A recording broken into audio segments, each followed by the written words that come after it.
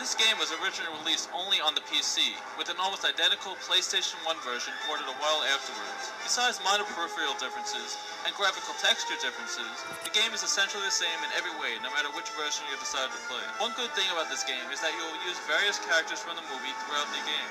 Those include Obi-Wan, Qui-Gon, Queen Amidala, and a more minor character in Captain Panaka. So that at least gives you some variety in reliving the Episode 1 experience. But every stage is so similar that having a different character to use may not be that big a deal in the grand scheme of things. There are about 10 levels in total, and all of them do go to locations based on where the movie took us. Some stretching out the situations and time spent there greatly, though, in the means of gameplay. Most stages will take about 20 minutes to complete, some longer when you have to go back and forth doing tasks to get things to happen.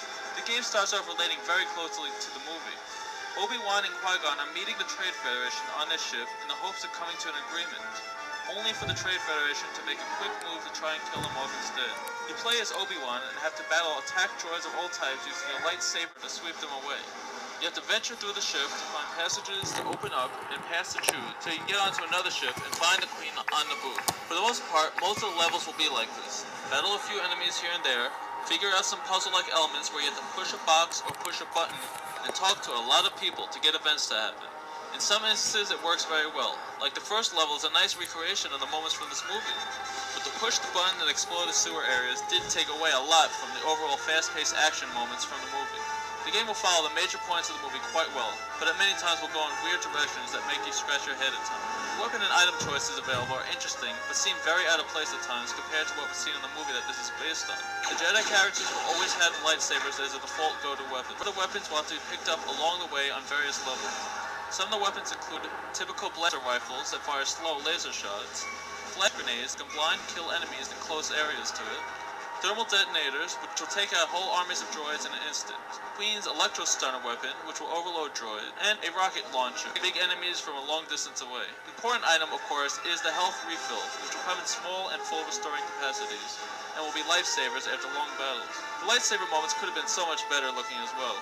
It looked more like a huge chainsaw you were swinging about, rather than the majestic and awesome looking lightsaber from the movie.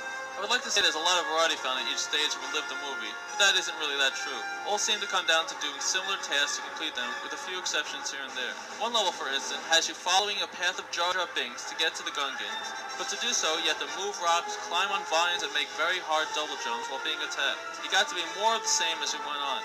Very hard jumps to accomplish, push boxes around, find secret areas. Another level has you trapped on Tatooine in need of a ship part. What was simple and to the point in the movie became tedious and annoying in this game.